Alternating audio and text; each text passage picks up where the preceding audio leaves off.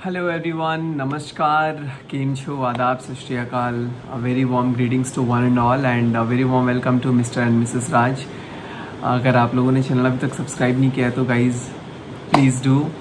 और आज की वीडियो बहुत मज़ेदार है because I am gonna discuss my college life. और कहते हैं ना कि बचपन में जब हम लोग छोटे होते हैं 10th में, तो टीचर्स कहते हैं कि बेटा इस साल पढ़ लो, अगले साल तो मस्ती करना है, उसके बाद से कभी नहीं पढ़ना है। तो गलत होता है गाइस। 10th के बाद आपको 11th 12th में भी पढ़ना पड़ता है और इनफैक्ट बहुत ज़ोरदार पढ़ना पड़ता है और ज़्यादा प्रेशर आता है, लेकिन मज़ा आता है। और 12th में जब टीचर्स कहते हैं ना कि बस ये 12th जो अच्छे से पढ़ लेगा 12th तक, उसको आगे नहीं पढ़ना है, मतलब उतना ज़्यादा नहीं पढ़ना है आगे, तो like you people can enjoy your life in the way you want.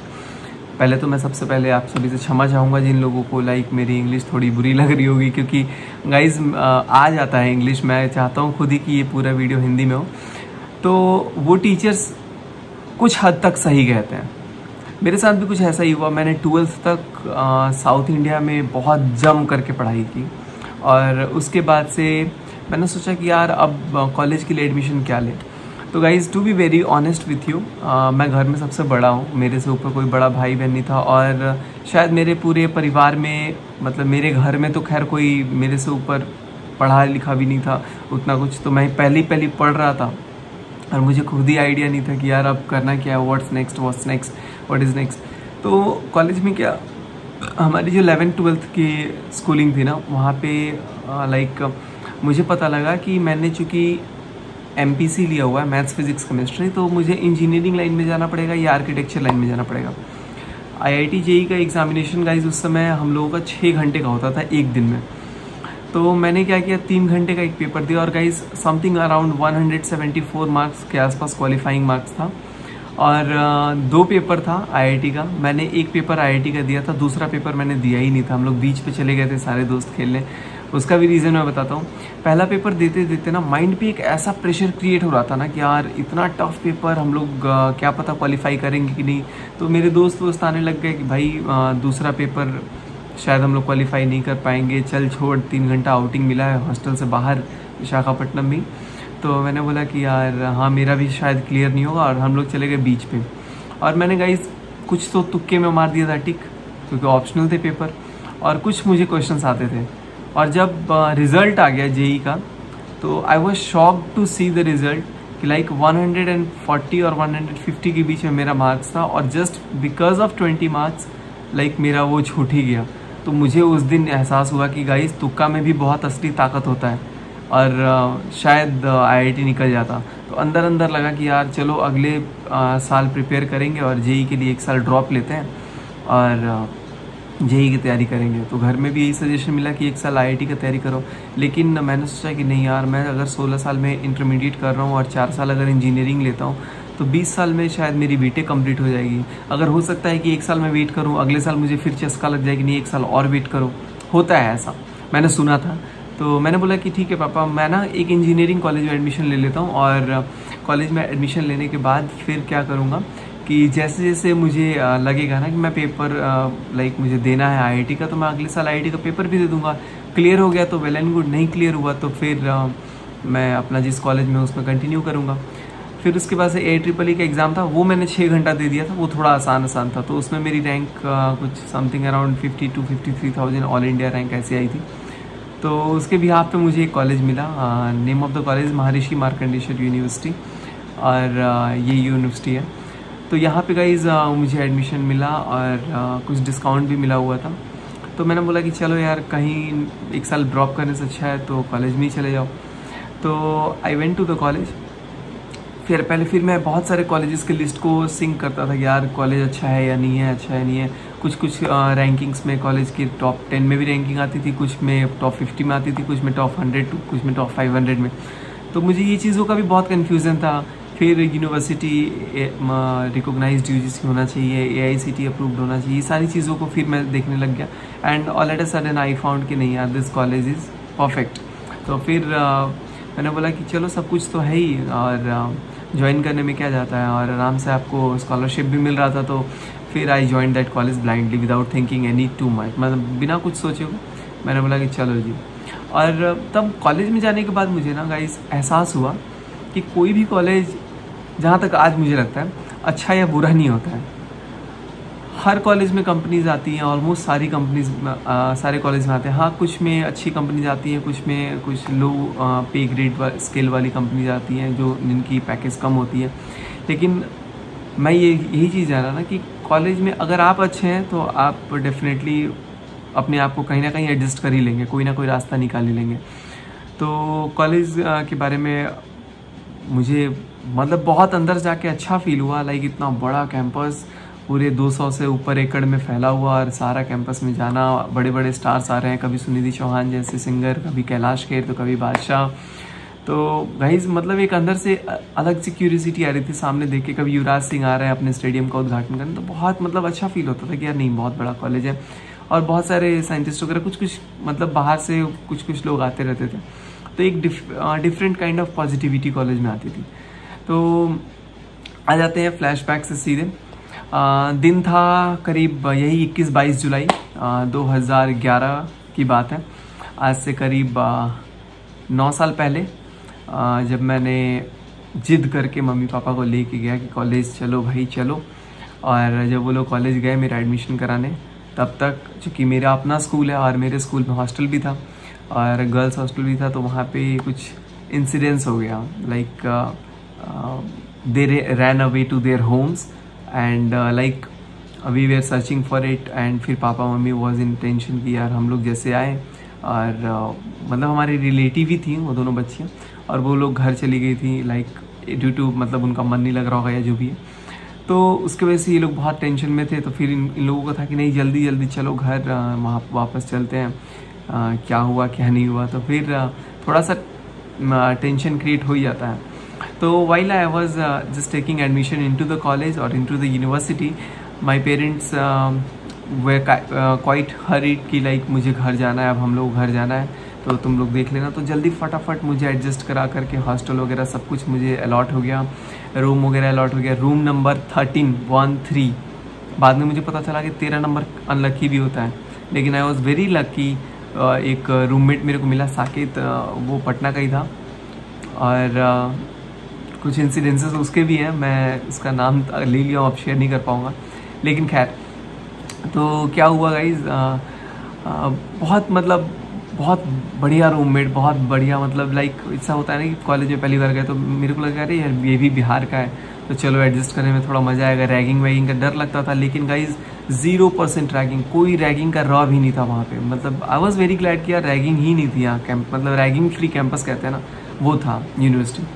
तो मैं वहाँ पे गया, तो फिर कॉलेज का पहला दिन, और मुझे सेक्शन मिला था ABCDEFGH I section. Guys you can believe 1800-1700 like के अराउंड मुझे लगता है कि बच्चे होंगे उस समय हमारे ईयर में जो एनरोल हुए थे। और मुझे अब ऐसा भी नहीं है कि A में A1 A2 A3 ऐसे थे, मैं I3 सेक्शन में था, और हर सेक्शन में लगभग 20-25-25-30 बच्चे ऐसे होते थे, I1 में, I2 में, I3 में। तो टोटल 70-80-90 के आसपास एक सेक्शन में बच्चा हुआ करता। तो आई सेक्शन था मेरा, और मैं गया जब पहले दिन कॉलेज में, तो मुझे बहुत अच्छा लग रहा था। एक तो मैं साउथ इंडिया में था, और आया सीधे नॉर्थ इंडिया में। क्यों आया? क्योंकि just because I wanted to learn something from like northern Indian. तो क्योंकि वहाँ के कल्चर कुछ अलग होंगे, वहाँ की लैंग्वेज कुछ अलग होगी, साउथ का कुछ मैं जान चुका था।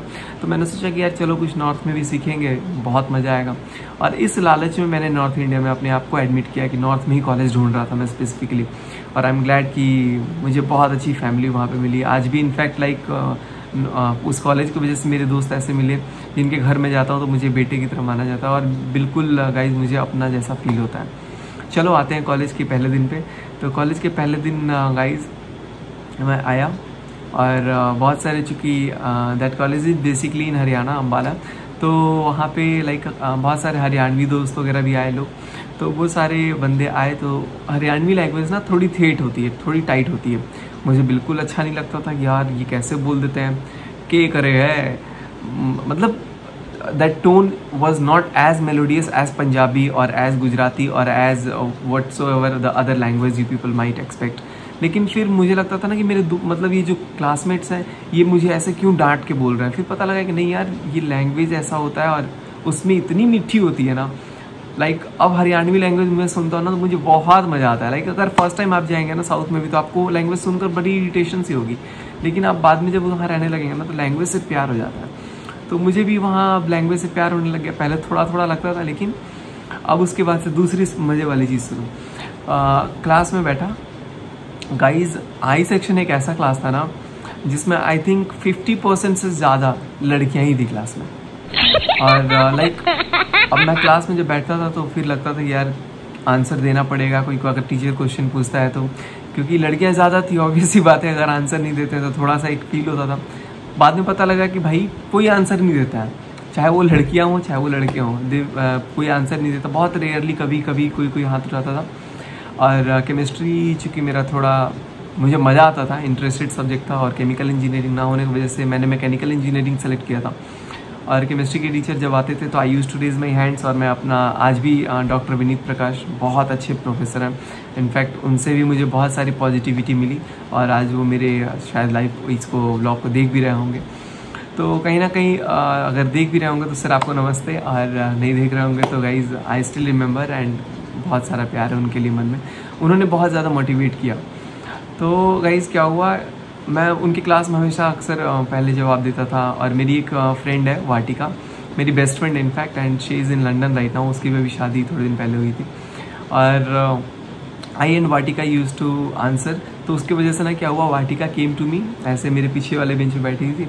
और मतलब like we had a discussion regarding some studies और समथिंग लाइक दैट। उसको भी लगा कि ये पढ़ाकू टाइप का है, मुझे भी लगा कि यार ये पढ़ाकू टाइप की है। फिर उसके बाद से आयुषी, मलिका, अलॉट मेनी फ्रेंड्स, सारे रुशना, गौतमी, सारे मेरे मतलब इतने अच्छे क्लासमेट, सब वहाँ पे लाइक पढ़ने वाला एक माहौल बन गया था। तो हम लोगों ने एक ग्रुप भी बनाया, और हम लोगों ने बोला कि यार चलो हम लोग तो पढ़ाई वाला ग्रुप बनाएंगे एंड काइंड ऑफ। तो फर्स्ट ईयर में हम लोगों ने ग्रुप बनाया JHSMAV, 6 लोगों का हमारा एक ग्रुप था। बहुत ही अच्छे दोस्त, Jatin, J for Jatin, H for Himanshu, S for Sachin, M for Malika, A as in Ayushi, V as in वाटिका। सो हम लोग 6 लोग, थोड़ा सा बचपना लगता है कि यार कॉलेज में जाते साथ ऐसा ग्रुप बना लेना। इसके अलावा भी मेरे गौतमी, रोशना और बहुत सारे लोग जो मुझे अपने भाई जैसा और अपने दोस्त जैसा।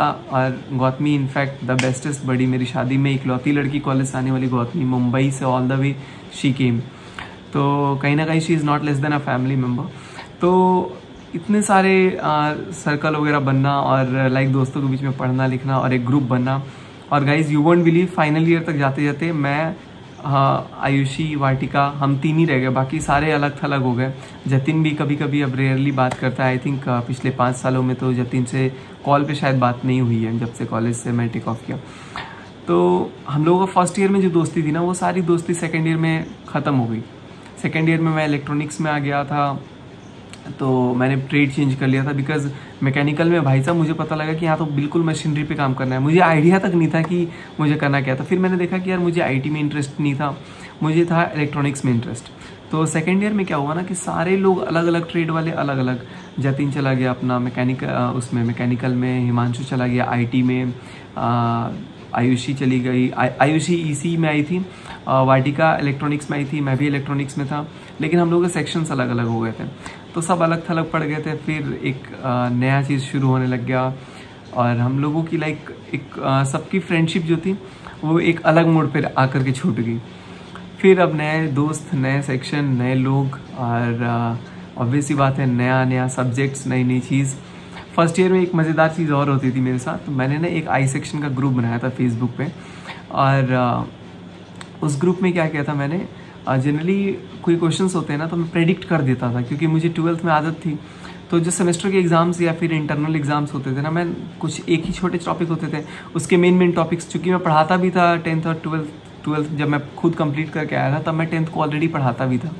तो मुझे आदत था कि कुछ इंपॉर्टेंट क्वेश्चंस को मार्क करने का। तो मैंने ना क्या किया, वही इंपॉर्टेंट क्वेश्चंस को ना मार्क करके, लकीली मतलब अपने दिमाग से कहीं से, मैंने फेसबुक के ग्रुप पे, शायद आज भी वो क्वेश्चंस होगा, और मैंने उस पर ना पोस्ट कर दिया। जब मैंने पोस्ट कर दिया तो कुछ इस तरीके से कहा कि some important questions for EE examination, electrical engineering examination are this this this. और भाई साहब अगले दिन पेपर में उसके 90% क्वेश्चन डिट्टो आ गए।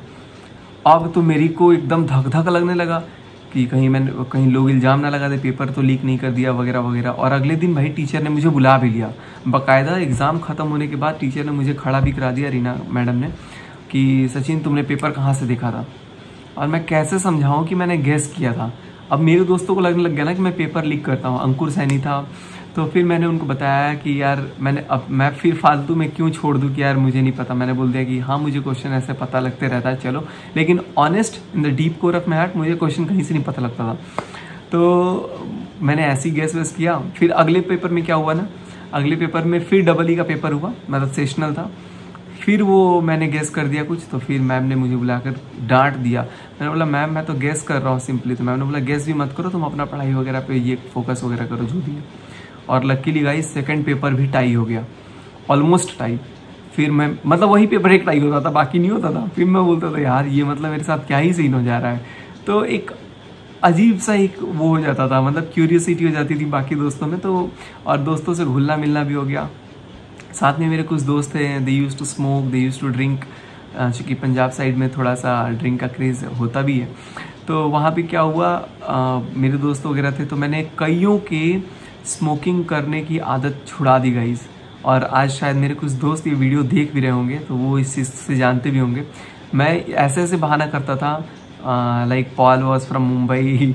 मैं मतलब बहाना करता था कि लाइक यार मेरे को अस्थमा है, मेरे को सिर में दर्द हो जाता है, मैं स्मोक बियर नहीं कर सकता हूँ, मुझे ड्रिंक की स्मेल पसंद नहीं है। तो ऐसे करते करते उनको उनके मम्मी पापा का वास्ता देना, कुछ कुछ नई नई चीज़ें बता करके। होता है ना कि गलत संगति में आप जाके गलत हो जाते हैं, 90% केस होता है। मैंने अपने आप को सोचा कि नहीं, मैं गलत वाले को थोड़ा सा सुधार के देखता हूँ कि भाई ये पॉसिबल है कि नहीं। और लकीली बहुत लोग तो नहीं सुधरे, मतलब कोशिश करता था, लेकिन 3-4 लोग बहुत अच्छे से उस चीज़ को, मतलब उनका माइंड वॉश हो चुका था इस चीज़ से। और आई फील ग्लैड कि मैं नाम नहीं लूँगा, नहीं तो शायद वो नाराज़ भी हो जाए, लेकिन मैं बहुत ग्लैड फील करता हूँ कि उन लोगों का वो भी छुड़ा दिया, मतलब एक तरह से। इसके अलावा कॉलेज के 2nd-3rd ईयर में बहुत ज़्यादा मस्ती होता था, फिर हम लोग पढ़ते भी रहते थे। और guys you won't believe, 2nd year की मैं एक वारदात बताता हूँ जो मेरे साथ हुई थी। आई यूज़ टू स्टडी, मैं खूब लाइक पढ़ता होता था। और रात के 12 बजे तक मैं ना पीजी ले चुका था, मतलब पीजी भी नहीं, मैंने फ्लैट ले लिया था 2 BHK का। और वहाँ पे इन्वर्टर, वॉशिंग मशीन, टीवी सब कुछ खरीद के रखा था। घर पे किसी को कोई आता पता नहीं था। मैं सब कुछ धीरे धीरे जो भी पॉकेट मनी आती थी ले करके खरीदता था, बाइक वगैरह भी। तो एक मेरा दोस्त है आशीष, वो भी श्री प्रकाश का ही था, स्कूलमेट था मेरा विशाखापट्टनम का, and he was from Odisha. तो ही ज्वाइन मी आफ्टर 1 ईयर। उसने 1 ईयर ड्रॉप कर लिया था, मेरा क्लासमेट ही था लेकिन 1 साल ड्रॉप कर लिया था। तो वो मेरे से जूनियर हो गया था कॉलेज में, लेकिन he was and in fact he is a very great friend of mind. तो उसने भी एक बाइक ली एवेंजर, मैंने भी एक बाइक ली ट्विस्टर। और हम दोनों लाइक टशन मारा करते थे कॉलेज में गेड़ियाँ कि भाई बाइक्स भी हैं हमारे पास। और एक अलग सा जुनून आ जाता है बाइक मिल जाए ना कॉलेज लाइफ में। तो पढ़ाई से थोड़ा सा कहीं ना कहीं डेविएशन था कि भाई चलो पढ़ाई वाला ट्रैक से थोड़ा सा उतना पढ़ाकू टाइप नहीं रहा, क्योंकि कॉलेज में बहुत कुछ सीखने को मिल रहा था। लाइफ कैसे जिया जाता है वो चीज़ मैं सीखने लग गया था। अभी तक तो पढ़ाकू इस टाइप का ही सीख रहा था 12th तक, लेकिन उसके बाद से मैंने ज़िंदगी के अलग अलग पन्नों को देखा कि यार नहीं, चीज़ें कैसी हो सकती हैं। आप कितने भी शरीफ हों, आपकी लड़ाई हो सकती है, आप अपने आप को प्रिकॉशन ले करके रोक सकते हैं, आप गलत संगति में आने से बच सकते हैं। ये सारा का सारा कंट्रोल आपके पास होता है। लेकिन अगर आप अपनी कंट्रोल किसी और के हाथ में देते हैं ना, तो फिर that means you are gonna lose something a very great, मतलब बहुत बड़ा चीज़ आप लूज़ कर सकते हैं अपनी लाइफ में। तो मैं वही चाहता हूँ, मैं बस आप लोगों को भी ये कहूँगा कि अगर आप कॉलेज में जा रहे हैं या फिर कॉलेज में हैं, तो आप अपने ऊपर विश्वास रखना कि मैं जो भी करूँगा अच्छा करूँगा। और आपका दिमाग ना खुद आपको गाइड कर देगा कि नहीं यार ये चीज़ नेगेटिव है, गलत है, इसको नहीं करना है। तो everything will go in back in to your mind और हिट करेगा कि सचिन ये चीज़ गलत है, मत कर, टॉक टू योर मिरर। तो फिर वहाँ से बहुत सारी चीज़ें रिप्लाई आती हैं। I used to speak to my mirror कि सचिन तू जो कर रहा है सही कर रहा है, हाँ सही कर रहा है, नहीं गलत कर रहा है। तो मुझे खुद ही रिप्लाई आ जाता था and I used to feel कि नहीं यार this is correct, this is wrong. उसके बाद सही गलत बाद में देखेंगे दुनिया वाले या जो भी है, लेकिन उस समय हम लोग को डिसाइड करना होता है कि what is correct and what is wrong. खैर इन सब चीज़ों के अलावा बहुत सारी फिलोसफिकल हो जा रही है।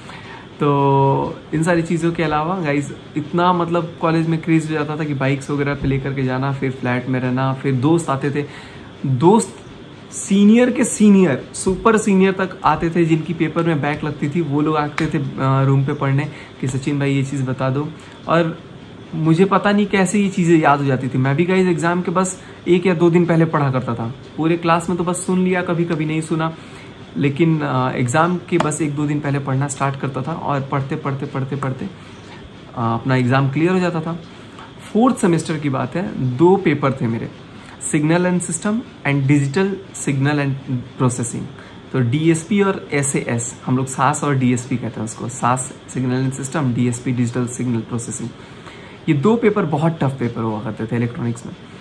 मुझे तो पेपर के नाम भी याद है, कईयों को तो पेपर के नाम भी नहीं याद होंगे, मेरे दोस्तों को। इनफैक्ट मेरा एक दोस्त है अंकुर, वो तो कह रहा है भाई तू तेरे को पेपर के नाम तक याद है। मेरे को ये पेपर के नाम याद इसलिए हैं, ऑलमोस्ट मुझे सारे पेपरों के नाम याद होंगे अभी भी। तो उसमें क्या हुआ ना, मैंने सारे दोस्तों को, दिन्नू को, दिनेश अभी आज एक कॉन्ट्रैक्टर है, बिल्डर है, सचिन गौतम केरल में एक मिनिस्टर का पीए है, और Ajay he is working as a manager in some bank.